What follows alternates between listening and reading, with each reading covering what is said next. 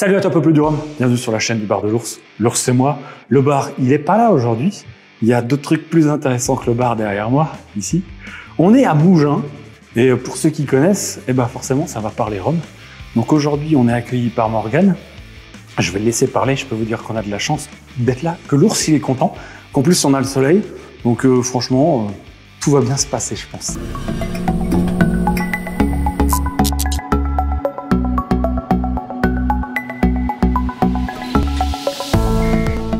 Salut Morgane.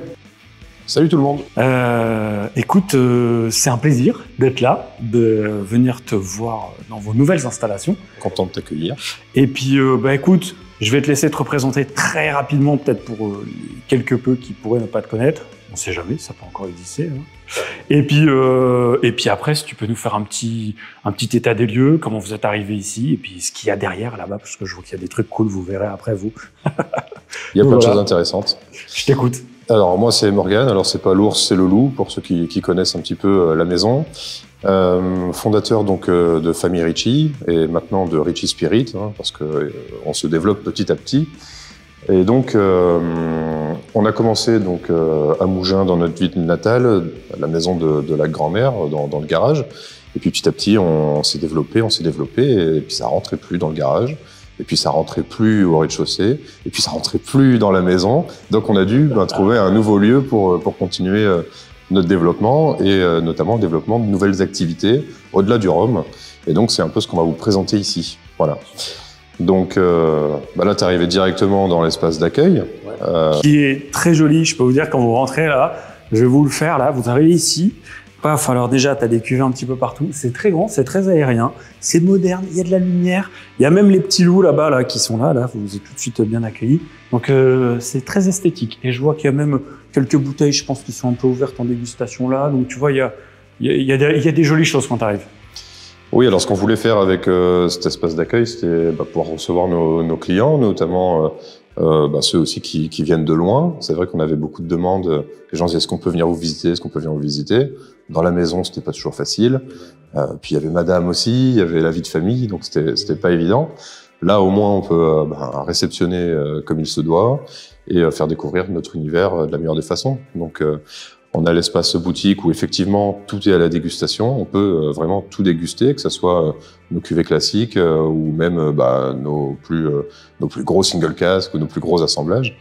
Ce qui permet vraiment de faire découvrir notre travail, que les gens se rendent compte de la différence en termes de dégustation, et puis d'acheter sereinement, surtout quand on part sur des cuvées à un certain budget. C'est toujours mieux si on peut goûter et être sûr avant d'acheter. C'est ce qui fait défaut des fois chez les cavistes. Alors ça peut se comprendre, parce qu'on ne va pas toujours ouvrir des bouteilles, mais c'est vrai que c'est un plus de pouvoir goûter des bouteilles qui sont des fois un petit peu onéreuses, c'est clair. Voilà. Okay. Donc voilà l'esprit un peu de cette première partie. Ça marche. Et puis ensuite, évidemment, on a tout l'outil de production qui est derrière, avec pas que des fûts de rhum. Il y a maintenant d'autres choses. Ok, ça marche. Écoute, on va aller découvrir. Allez, on y va. Ah là, tout de suite. Là, regarde. L'ours, il est content, là. Regarde. Il y a des fûts, il y a des belles choses, il y a du bois, tu sens que c'est un peu chargé. Là, l'ours, il aime bien, là. En fait, ici, directement, juste derrière l'espace boutique, on a fait cette baie vitrée, cette grande baie vitrée. On a le cœur de notre nouvelle activité, donc l'alambic.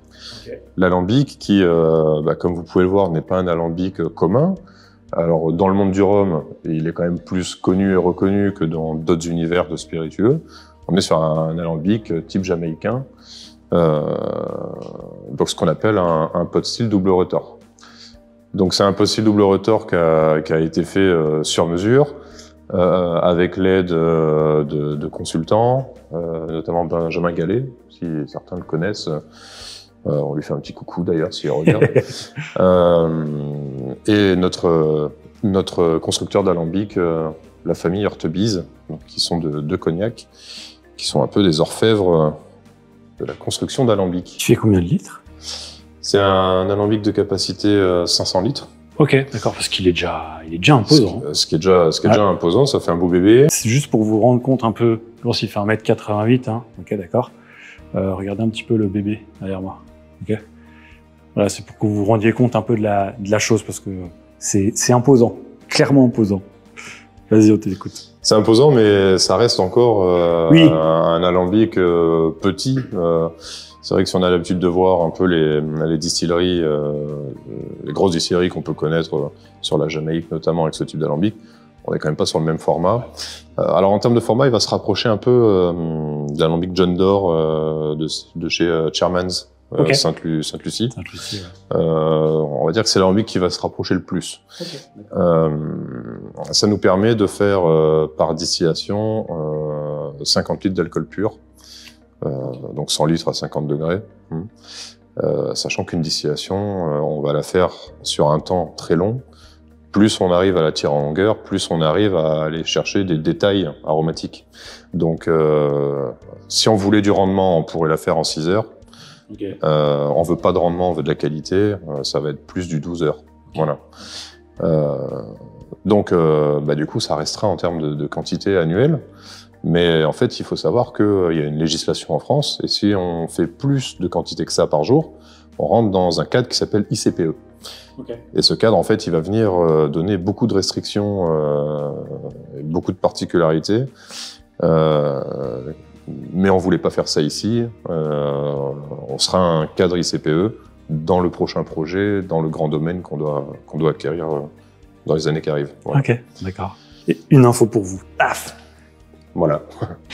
Alors, cet alambic qui va servir pour une chose en particulier, et peuple du rhum, désolé, mais c'est pas pour le rhum. Ça va servir essentiellement pour le whisky.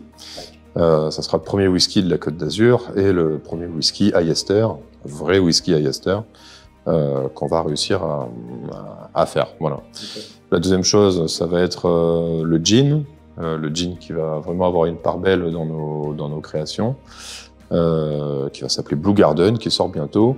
Okay. Deuxième info pour vous. Particularité de ce gin, on est sur la Côte d'Azur, on veut des senteurs azuréennes. Donc autour de la genièvre, qui va rester quand même l'élément central, parce qu'on ne veut pas partir faire n'importe quoi non plus, on est sur du gin. On va avoir des senteurs d'agrumes, de lavande, de thym, okay. Voilà, toutes ces notes-là qui se marieront très bien en tonique. L'autre particularité, c'est que vu qu'on va faire un gin dans un pot style double retors, les retors ne servent pas à rien, les retors servent à venir concentrer et complexifier les arômes. Et ça nous donne des moyens de production qui sont quasiment illimités. Il porte un petit nom, l'alambic, quand même. C'est vrai? Ouais, il porte un petit nom, il porte le nom d'Amarok. L'Amarok, c'est l'esprit du loup. Génial. Voilà, okay. Ça fait sens. Ça fait tout à fait sens. Alors, tu peux voir ici, on a un écran de contrôle. Ouais. Cet écran de contrôle, il permet d'enregistrer toutes nos distillations. Okay. Et de pouvoir, effectivement, enregistrer si on distille toujours la même chose avec le même process. Ça permet de mettre en route et que les choses se fassent tout seul. Okay. Et je peux avoir le téléphone pour contrôler, voir que tout se passe bien, et s'il y a un problème, pouvoir directement intervenir avec le téléphone. Okay, ce qui fait que je suis pas obligé de rester 12 heures devant l'alambic. D'accord. Ça sera le cas sur toutes les choses nouvelles, le temps de mettre les process en place, etc.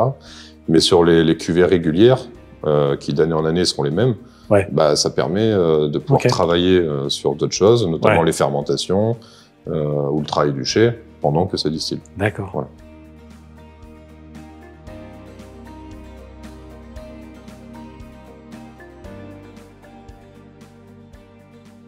Donc on a parlé whisky. Ouais. Pour faire du whisky, il faut de la céréale. Exact. La céréale, il faut la broyer, il faut venir faire un mou qui soit gorgé de sucre pour pouvoir ensuite lancer une fermentation.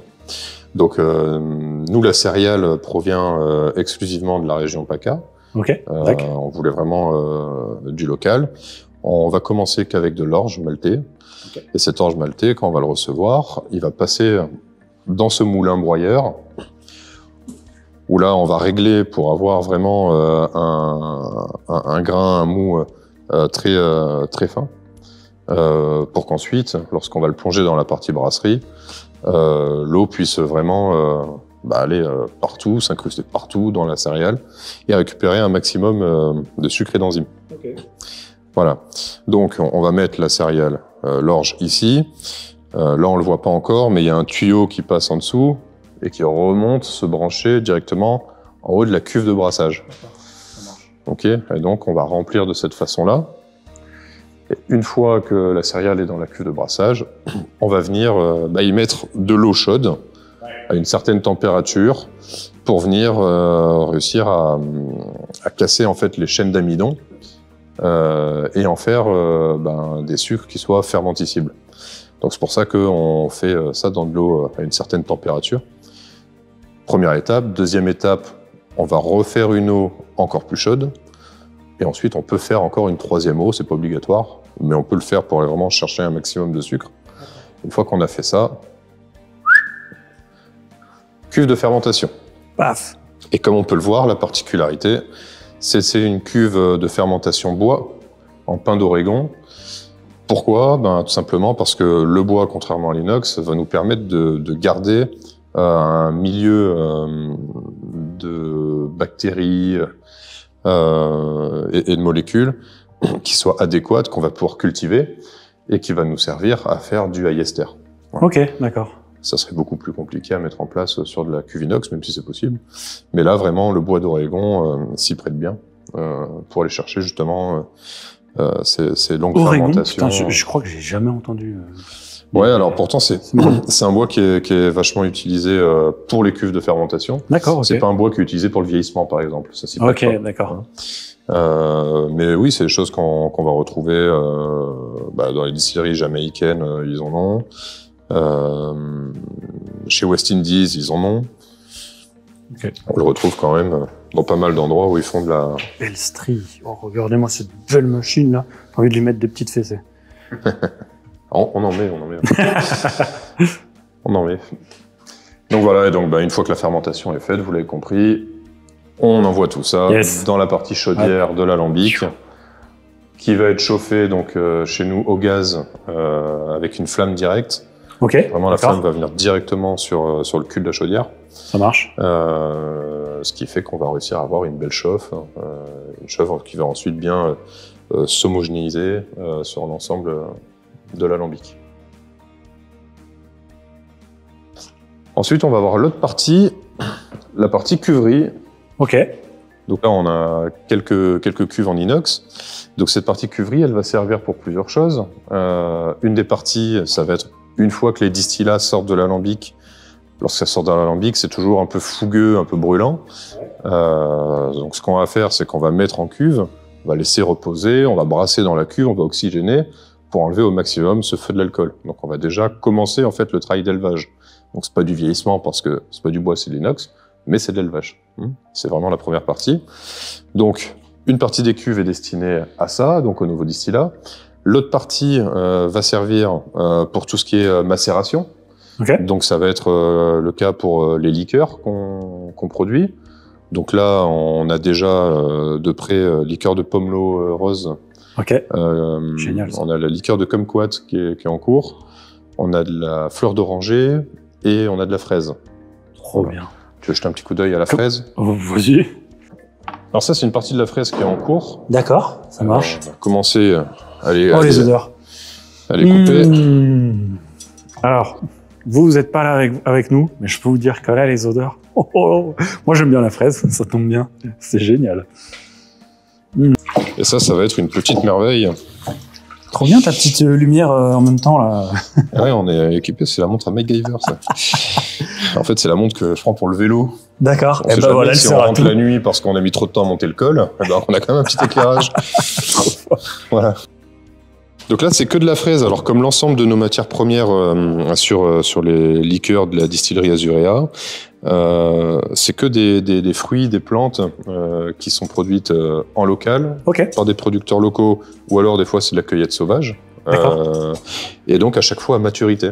Ça marche. Donc c'est pas des cuvées qu'on produit toute l'année. On le prend quand c'est le moment des fruits de saison. Voilà. Donc là, la fraise, ça a commencé à côté de chez nous sur les hauteurs de Tanneron.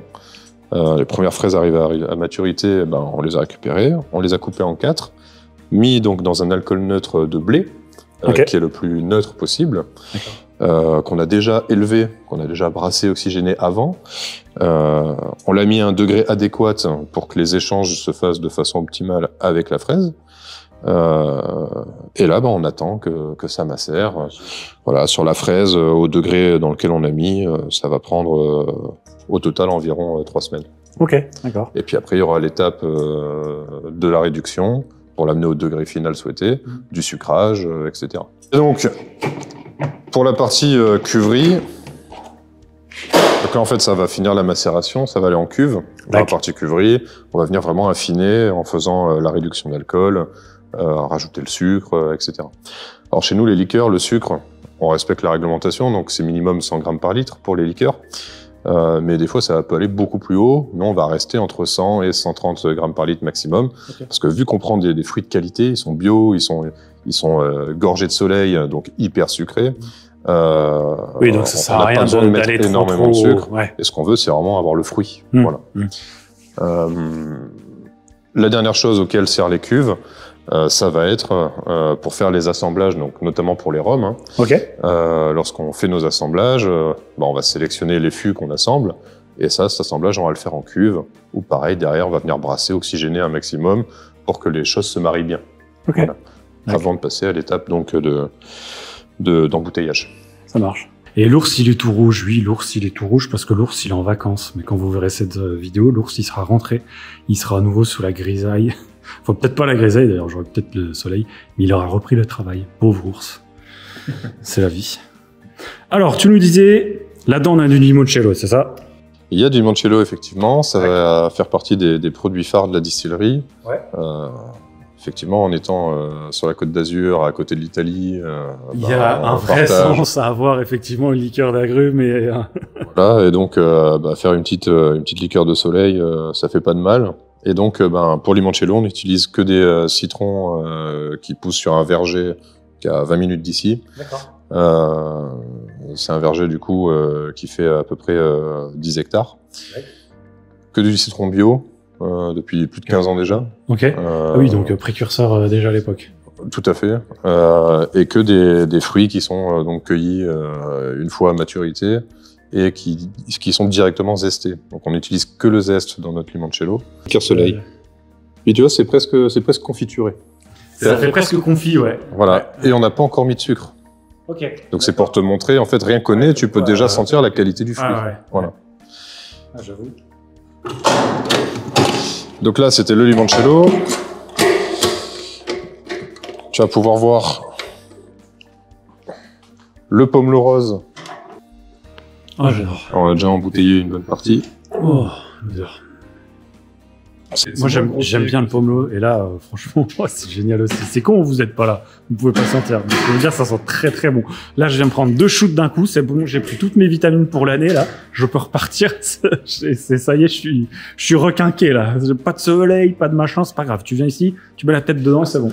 Alors, si tu veux du soleil et entendre chanter les cigales, forcément on est dans le sud. Forcément, on fait du pastis. Donc le pastis qui s'appelle le pastis 132 chez nous.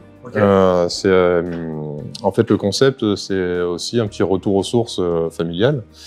Notre père étant pied noir, il y avait une tradition donc chez les pieds noirs en Algérie, c'était qu'ils buvaient l'anisette. Voilà, qui est pas tout à fait pareil que le pastis, c'est de la même famille, mais c'est plus sucré, c'est pas forcément les mêmes plantes. Donc nous, en fait, notre pastis, on a fait un petit assemblage en fait entre la recette du pastis classique marseillais et les recettes d'anisette qu'on pouvait trouver donc pendant les 132 ans d'Algérie française, voilà, qui étaient consommés donc par notre père, par notre grand-père, etc. Donc le nom 132. Voilà, référence aux 132 années d'Algérie française. Hop. Et donc oui, on pourrait se dire c'est parce qu'il y a 132 plantes. Non, on n'est pas allé jusque-là. En tout cas, pas pour cette recette. Alors, comment on travaille notre pastis? On va prendre donc pour toutes les bases anisées, les choses un petit peu classiques, réglisse, anis vert, anis étoilé, fenouil. Ça, c'est notre base anisée. Et après, on voulait à la fois amener le côté donc provençal, en termes de signature aromatique. Donc pour ça, les herbes de la garrigue, le thym, le romarin, la sarriette notamment. et avoir un petit retour de fraîcheur, le côté Côte d'Azur, agrumes, etc. À nouveau un peu de zeste de citron frais, de l'orange amère et de la verveine citronnée. Voilà. Okay. Ça, c'est vraiment la grosse base de notre recette et qui plaît énormément. Lorsqu'on a fait l'inauguration, ça a quand même bien marqué les esprits. Après, donc, on a la partie vieillissement, où là, ben, on est à nouveau sur nos bases, on va dire, sur le rhum. En tout cas, pour l'instant, là, toutes les barriques sont que du rhum. Voilà. Okay, évidemment, ça va être complété petit à petit avec des fûts qui vont contenir du whisky. Mais aujourd'hui, c'est encore que du rhum. Okay. Et donc, ben, le rhum chez nous, pour ceux qui connaissent déjà, on va avoir diverses origines, divers âges, et pour travailler, donc, différents types de barriques. C'est un peu ce qui nous démarque de beaucoup de nos confrères, c'est qu'on va avoir évidemment du chêne français, du chêne américain qui sont les classiques, mais on va avoir aussi du châtaignier, de l'acajou, de l'amburana, du mizunara, de l'acacia, voilà, pas mal d'essences de bois différentes qui chacune vont apporter des particularités aromatiques, structurantes, texturantes, des choses qui font que finalement on va avoir tout un orchestre et qu'on va pouvoir composer différentes mélodies avec ce chai. Mais après évidemment on a aussi nos vieilles barriques, on essaye d'en prendre soin, c'est notre côté un peu gigolo. Des vieilles barriques qui contiennent donc des single casques plus âgés. Alors soit ça poursuit le vieillissement, parce qu'on ne se contente pas juste de mettre en bouteille nos single casques, on va venir refaire une seconde partie de vieillissement, ou des finishes si on pense que ça leur ferait du bien. Voilà. Cette année, on a vraiment recentré la gamme de séries limitées, avoir moins de gamme, que ce soit plus lisible pour l'ensemble de notre communauté en fait. On va avoir d'un côté la gamme rare single cask, pour les single casques, son nom l'indique, et la gamme unique blend pour les assemblages. Okay. Donc on sort de Zodiac, on sort de OVNI, on sort d'Exception, on sort de toutes ces gammes-là qui pouvaient des fois porter à confusion. C'est vrai que votre gamme, il y a eu un moment où c'était tellement complet qu'effectivement pour s'y retrouver, ça pouvait devenir compliqué. Soit tu suivais exactement toutes les... Et puis tu étais très affût, soit effectivement même la personne un petit peu au courant des fois... Oui, effectivement. Donc c'est pour ça on a entendu un petit peu les remarques qu'on nous a faites, qui étaient justifiées. Et donc on a décidé de faire simplement deux gammes, les single casques, les assemblages. Ok. Comme ça c'est clair. Avec toujours les mêmes bouteilles. Alors la bouteille est la même que ce qu'on avait sur Zodiac ou OVNI, c'est la même. Juste les chartes graphiques des étiquettes changent évidemment. Mais oui, c'est encore la même bouteille. Et puis tu as de la place pour mettre d'autres fûts. Il y a de la place pour mettre d'autres fûts. Mais ça, il faut y penser avant de construire, parce que si tu construis juste pour ce que tu as, après derrière, si tu vas en remettre, c'est compliqué. Non, il y a encore de la place. Il y a encore de la place, donc notamment pour le whisky. Donc, on a de quoi mettre encore 150... entre 150 et 160 barriques. Voilà, donc en fait ça va servir à commencer nos vieillissements sur le whisky. Et puis ensuite, de toute manière, on aura plus de place dans le futur projet, dans le domaine qu'on souhaite acquérir. Alors du coup, ici, la partie embouteillage, la dernière partie finalement. Ouais. Donc l'embouteillage, comme on le voit là, c'est quelque chose qui est quand même tout récent chez nous. On a eu plusieurs étapes. Quand on a commencé, c'était vraiment tout à la main. Ouais. Donc on faisait venir les copains le week-end, petit barbecue, et puis on embouteillait tout à la main. Et puis sauf que quand on a commencé à grossir, ça devenait compliqué à chaque fois de faire chier un peu les copains à chaque fois. Donc petit à petit, on s'est armé. On a eu en première partie cette partie-là, partie automatisée. Okay. Donc on continuait à remplir les bouteilles à la main, à poser le bouchon à la main. Ouais. Mais ensuite, ça venait ici enfoncer le bouchon. Nice. Là, ça continue. Ici, ça dépose la capsule rétractable sur le bouchon. Okay. Ça, c'est le tunnel chauffant donc pour venir rétracter la capsule et sceller la bouteille. Et ensuite, pose de l'étiquette. Et on récupère les bouteilles ici, où on met en étui, en carton. Voilà. Donc ça, on l'a déjà depuis 2 ans On l'avait déjà chez ma grand-mère. C'est une partie qu'on n'avait pas réussi à rentrer. Du coup, on l'a posée devant le garage et on a construit une cabane autour pour pouvoir l'isoler. Donc voilà. Ici, donc, c'est la dernière partie qui est arrivée une fois qu'on est arrivé dans ce nouveau lieu.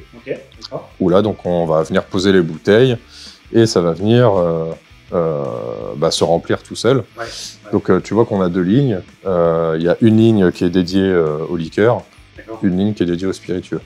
Voilà. Qui sont nettoyés entre chaque embouteillage évidemment, mais avec les liqueurs, ça marque quand même notamment le sucre, et pour pas avoir de résidus de sucre dans nos spiritueux, on va essayer de vraiment faire 2 lignes séparées. On garde une ligne en manuel, c'est pour ça qu'on a gardé la remplisseuse manuelle, c'est notre petite vachette, tu vois, ça sauterait, tu vois, il y a encore de l'eau dedans.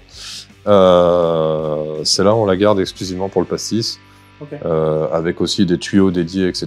Parce que l'anétole anisée du pastis, ça t'as beau nettoyer. Voilà. C'est mort pour le reste. Donc on a vraiment gardé une ligne manuelle dédiée pour le pastis. Voilà, qui sera peut-être automatisée un jour, mais pour l'instant, chaque chose en son temps. Ok, et donc là, on a les bouteilles en face de nous, dont on a parlé un petit peu avant. Yes, il y a un peu tout notre univers donc dans notre boutique. Nos classiques avec Dynasty, notre gamme Influence, notre gamme Volte-Face, 7e Symphonie. Voilà, ça, c'est nos cuvées courantes.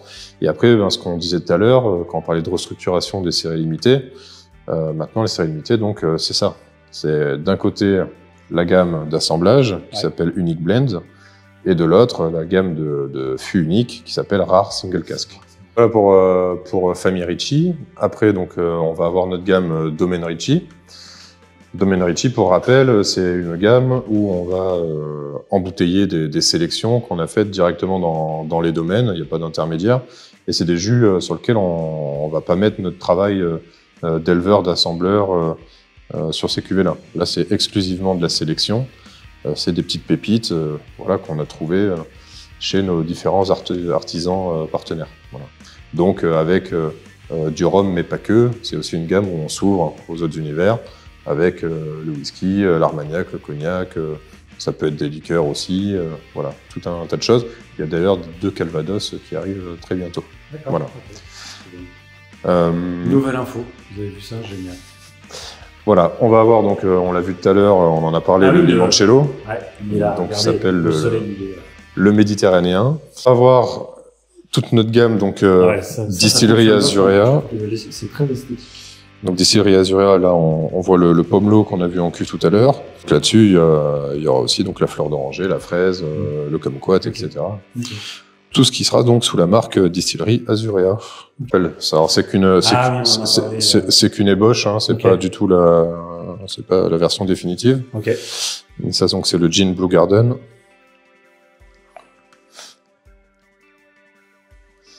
Blue Garden, ce qui fait sens, c'est jardin bleu. Hein, c'est un peu les paysages de la Côte d'Azur. C'est également la couleur de la majorité des botaniques qu'on met à l'intérieur de notre recette. Voilà. D'où le Blue Garden. Et regarde, là on est dans le bureau du patron. Et en fait, dans le bureau du patron, t'as évidemment le boss qui est là avec tout ce qu'il faut pour gérer la boutique. Et là, t'as le petit espace que tu peux ouvrir comme ça, là. Comme ça, s'il y en a un qui fait une connerie en bas, tu vois, là, tu peux lui dire, tu lui dis, ouah, qu'est-ce que tu fais, toi, là-bas, là? Et puis, tu vois, t'as la vue sur tout ce qu'il faut. Donc, tu peux surveiller. C'est parfait. Allez, on termine là-dessus. Merci à toi, Peuple de Rome, d'avoir visionné la vidéo. N'hésite pas, comme d'habitude, à commenter, partager, liker. Donc, je l'ai dit, si vous voulez venir, vous pouvez passer, leur faire une petite visite. Vous pouvez déguster. Il y a plein d'activités. N'hésitez pas à les appeler. Toujours très sympa de revoir Morgane. Ça fait vraiment plaisir de pouvoir les voir chez eux, là pour le coup. En plus, avec le soleil, l'ours, il ne demande rien de mieux. Je vous quitte là-dessus et comme d'habitude, n'oubliez pas, pas plus haut que le rhum. J'en ai pas dans la main, vous en faites pas, il y en a partout derrière.